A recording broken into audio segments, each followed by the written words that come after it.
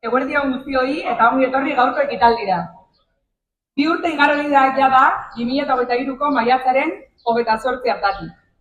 Udal eta foru hauteskundeak izan genituen Hego Euskal Herrian, eta orduan jaso genuen argazkia ez zen nolanahikoa izan. 155 alkatetza eskuratu genituen.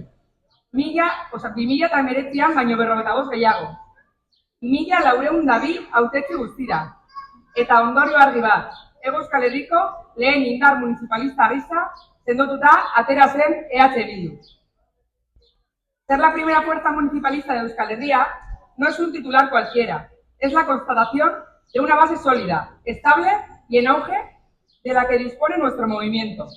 Una base que también se reforzó en Ezkerraldea con la obtención de 20 concejales, 8 más que 4 años antes y 7 puntos más en porcentaje de votos.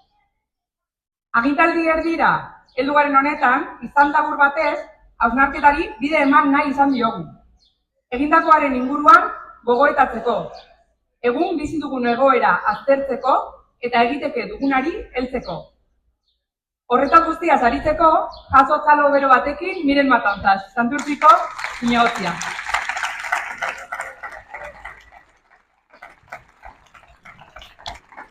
Egun on guztioi. Bai, horrela da.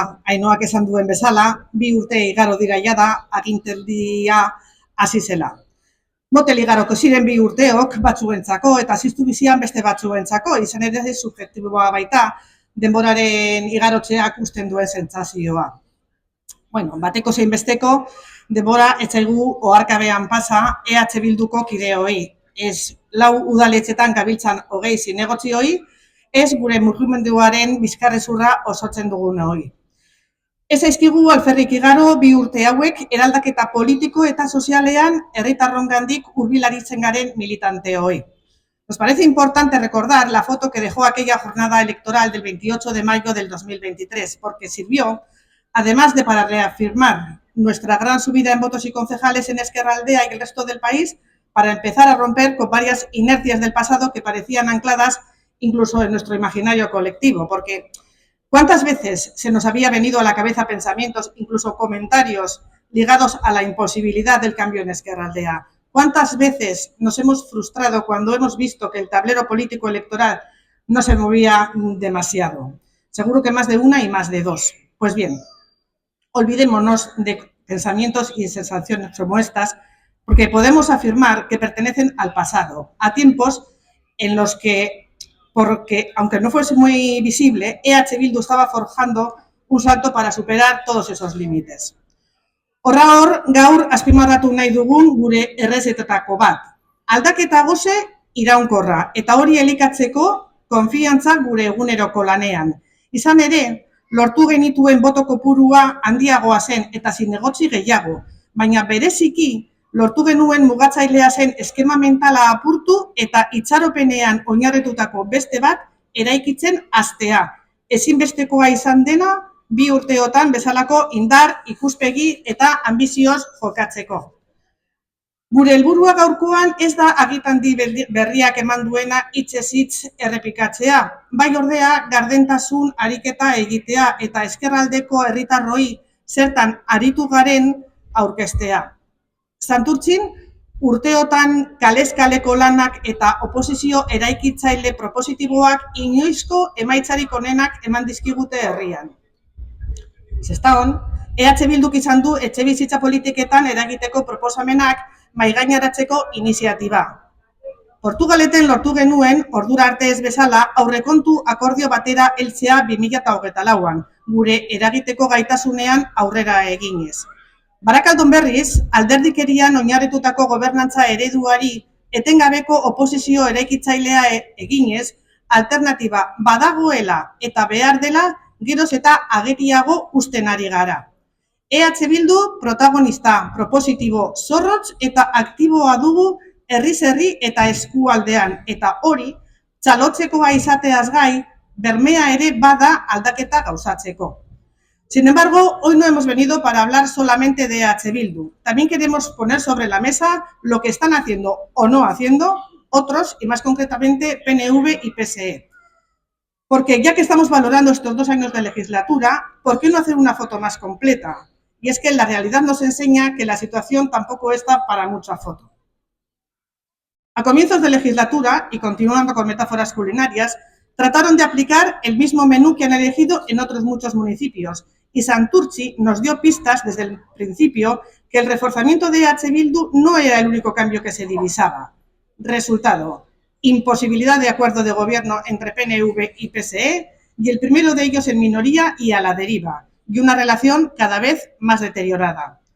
A continuación vino el cambio de alcaldesa de Portugalete y la confirmación de que no todo era normalidad y buena gestión, pues saltan a la vista tan grandes carencias e incompetencias en varias áreas municipales. Hace un mes en Sestao, el mismo PNV nos ha dado la razón al relevar aquí también a su alcaldesa, que añadir a ese movimiento del partido mayoritario de gobierno municipal que gestiona este pueblo de la manera más desastrosa posible.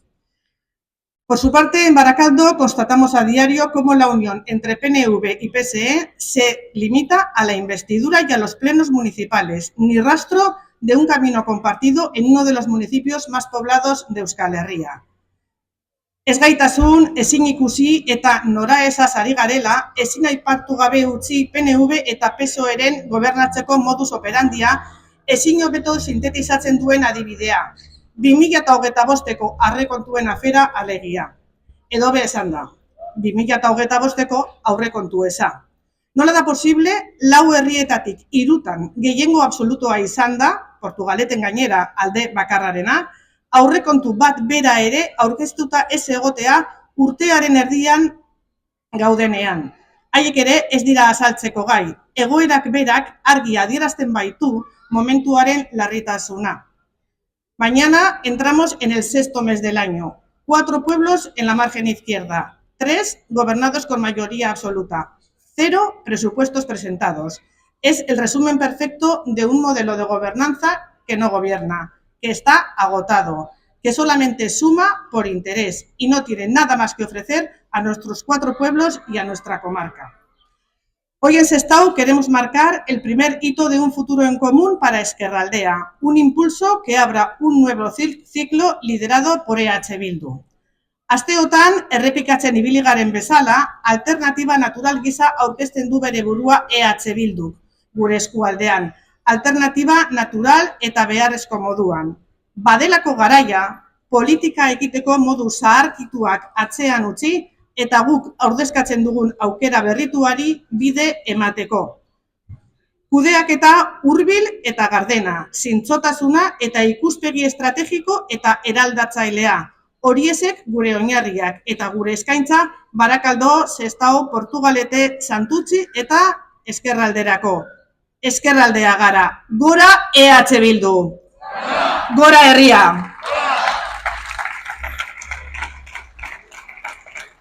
Eskerrik asko, Miriam, por este resumen tan preciso de lo que ha dado esta mitad de legislatura, por visibilizar la realidad que vivimos en Ezkerraldea, un modelo de gobernanza agotado, basado en una mera suma de votos y una alternativa natural y necesaria representada por EH Bildu, que ambiciona abrir un nuevo tiempo político en la margen izquierda. Eta lagunok, aldaketa ez dago hain urrun. Esan dugun bezala, atzean utzi ditugu gehien bat hiriguneetan genituen mugak. Ari gara gobernatzen. Ondo baino beto gainera. Galdakao edo Arrigorriagan. Eraiki dugu oposiziotik jarduteko eredu proposamen egile, hurbil eta sinesgarria. Eta beldurri gabe aitortu dezakegu ez dela kasualitatea.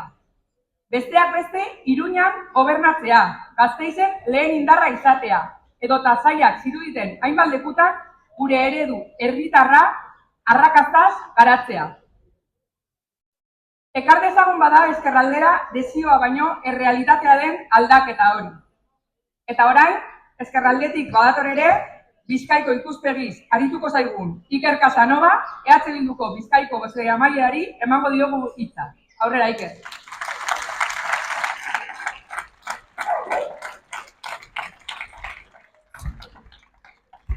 Eguerdion guztioi, normalean ekitaldi hauek guztiak hasten dira eskerrak emoten, eta nik ere eskerrak eman nahi dizkizuet, zuei guztioi, gaur hemen egoteagatik.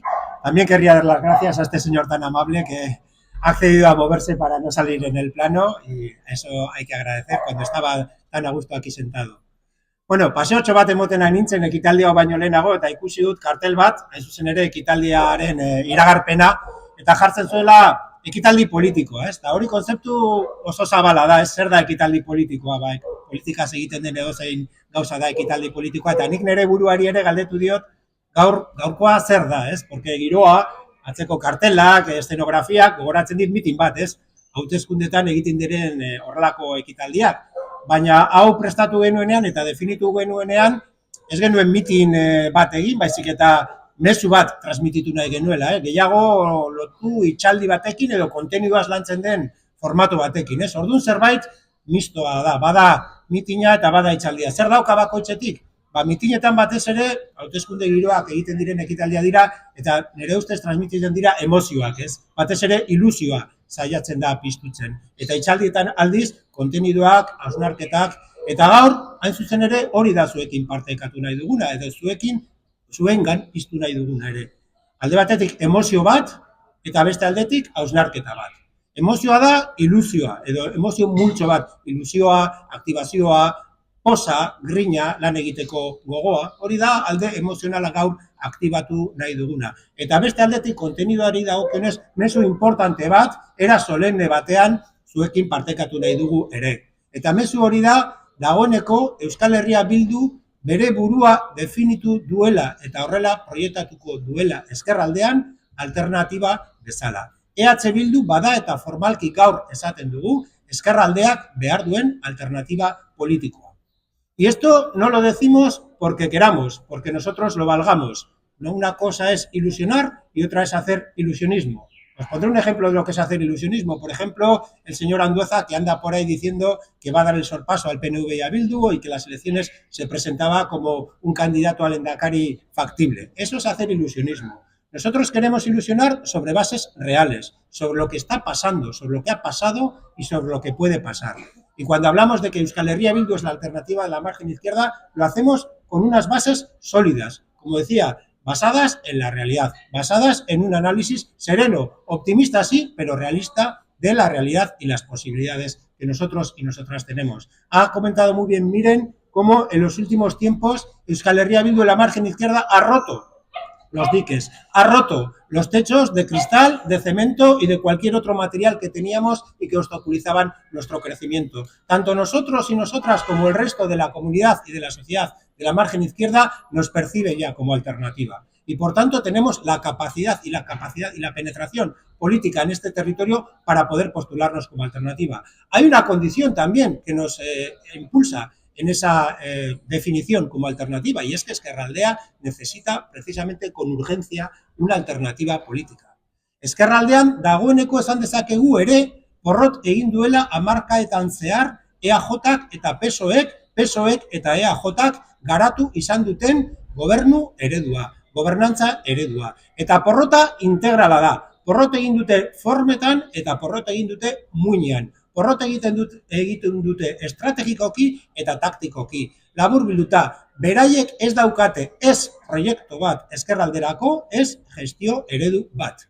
Eta horrek eskatzen duena da alternatiba bat sortzea. Emaitzak biztan daude. Lehen, mirenek aipatu dut gobernantza ikuspuntutik ze egoeratan gauden ezkerraldean. Aurrekonturi gabe, alkateak botatzen dituzte legealdiaren erdian, inkluso Barakaldon ere Photoshopez ezabatu dute bere gobernukide baten irudia argazki batean publikoki ezagertzeko, hori anekdota bat baino gehiago bada. Ez dago proiektu partekatu bat, ez dago lidergoa, ez daukate gaitasuna ezkerraldearen etorkizunaren inguruan proposamenak egiteko, lidergoa erakusteko, eta ez daukate beste instituzioetatik trazionatzeko gaitasuna eskualde honetan egin behar diren inbertsioak eta postuak egin ahal izateko. Eta ondorioak direnak. Ezkerraldea continúa a la cola del país en indicadores socioeconómicos. Ezkerraldea es el territorio de Euskal Herria con un menor índice de industrialización, cuando fuimos el territorio donde nació la industria en este país. Ezkerraldea sigue teniendo graves carencias a nivel de servicios, a nivel de equipamientos, a nivel socioeconómico, de acceso a la vivienda, etcétera, etcétera, etcétera.